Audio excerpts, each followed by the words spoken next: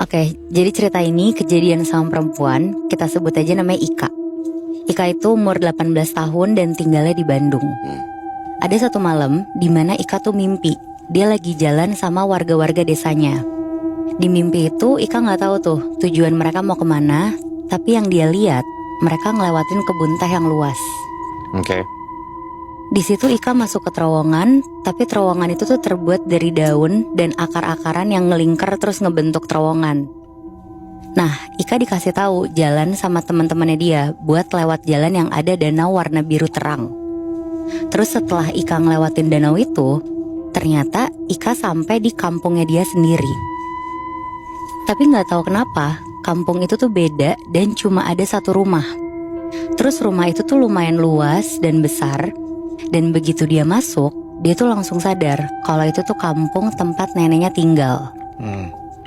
Pas udah di dalam rumah neneknya, gak tahu kenapa Ika tuh ngerasa nyaman banget di rumah neneknya. Dan di situ si Ika nih ngomong ke temennya, aku nggak mau pulang, mau di sini aja, enak tempatnya. Nah setelah Ika ngomong gitu, Ika tuh kayak ngerasa ketiduran di dalam mimpinya. Terus pas kebangun di mimpinya ini, yang tadinya rumah neneknya tuh banyak orang, tiba-tiba tuh kosong, gak ada siapapun. Di situ Ika mulai panik, dia nyari ke semua tempat, tapi gak ada satu orang pun. Dan pas Ika keluar dari rumah itu, Ika tuh ketemu sama perempuan yang ternyata tetangganya dia, pakai baju merah dan celana hijau. Terus ada juga satu laki-laki dan kakek-kakek yang pakai baju serba hitam dan jenggotnya tuh putih. Di situ Ika langsung nanya ke kakek-kakek ini, "Kek, orang-orang yang lain kemana? Aku mau pulang." Terus dijawab sama kakeknya, "Kamu udah gak bisa pulang lagi ke rumah kamu, nak. Kamu udah harus tinggal di sini." Terus laki-laki itu yang tadi ketemu sama Ika tuh ngomong, "Ya udah, kamu mau pulang, cepet pulang, jangan lama-lama. Terus jangan juga lihat ke belakang, biar kita aja yang jadi tumbal." Kita tuh maksudnya si laki-laki itu sama perempuan yang dia lihat Ika. Terus di situ Ika langsung nyari jalan keluar sama perempuan yang tadi. Ika mulai jalan ke danau biru itu. Terus setelah dia lewat, tiba-tiba dia tuh ada di depan gang rumahnya. Dan pas Ika udah seneng, dia mau ngomong tuh ke perempuan itu. Tapi tiba-tiba perempuan itu tuh hilang. Pas Ika masuk rumah, semua orang tuh lagi nangis sambil melukin Ika. Dan neneknya Ika tuh ngomong ke Ika kalau ternyata dia tuh udah meninggal seminggu. Di situ dia langsung pingsan dan pas dia bangun, dia udah ada di kamar. Ika di situ bangun dari mimpinya dia, badannya benar-benar full sama keringatnya dia sendiri. Dan 2 hari kemudian ada kecelakaan laki-laki umur 18 tahun di depan gang rumahnya.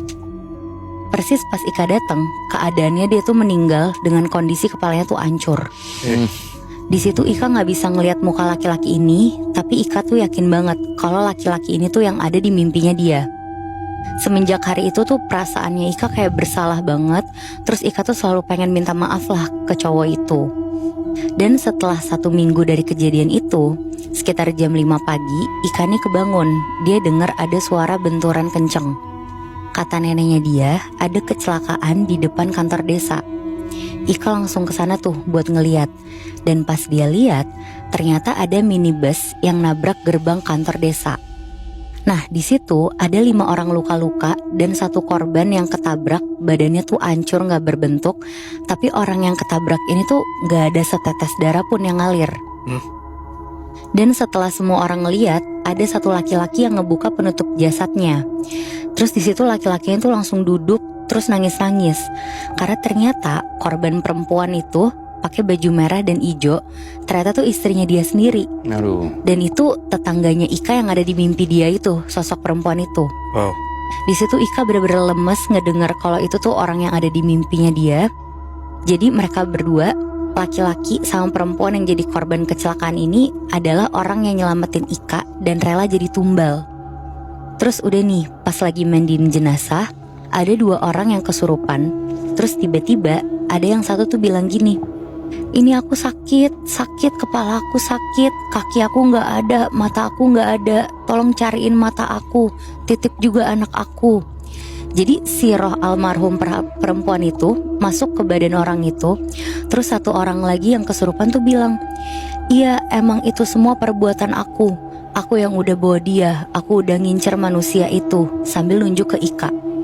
Tapi kenapa dua manusia itu ngelindungin dia? Aku butuh satu tumbal lagi, aku mau perempuan. Dan setelah itu, Ika tuh langsung lari ke rumahnya dia. Dia gak berani keluar rumah, dan dia langsung pergi ke bapaknya, yang kebetulan juga dukun. Terus bapaknya tuh bilang, kamu gak bakal kenapa-kenapa, lebih baik kamu ikut makamin tetangga itu dan ikut upacara pembersihan jalan. Dan singkat cerita, diturutin tuh sama Ika. Nah, setelah kepergian almarhum, satu kampung tuh nerima teror dari sosok perempuan itu. Bahkan Ika sendiri pun ngalamin berkali-kali. Dan pernah satu kali pas maghrib, Ika tuh pergi ke warung. Pas pulang dari warung, Ika jalan sambil nunduk karena lagi main HP. Tanpa sadar, si Ika nih papasan sama perempuan itu. Dan dia bilang, Ika mau kemana? Dijawab sama Ika, dari warung. Di situ Ika nggak sadar, dan pas udah sampai rumah, dia tuh baru sadar kalau yang nanya dia itu tuh sosok perempuan yang udah meninggal itu. Oh shit. Nah, beberapa warga tuh juga nyeritain hal mistisnya. Tapi untungnya sesudah 40 hari kematian almarhum, semua tuh udah hilang. Sekarang udah gak ada lagi teror. Tapi setiap Ika ngelihat rumah almarhum, Ika tuh selalu ngelihat kalau rumah itu tuh kayak gak ada yang nempatin. Rumahnya tuh kosong, kayak udah ditinggal puluhan tahun. Padahal di dalam rumah itu masih ada suami, ibu, dan anaknya almarhum. Tapi yang sedihnya lagi, mata sosok perempuan itu tuh sampai sekarang masih belum ketemu dan gak tahu hilang kemana.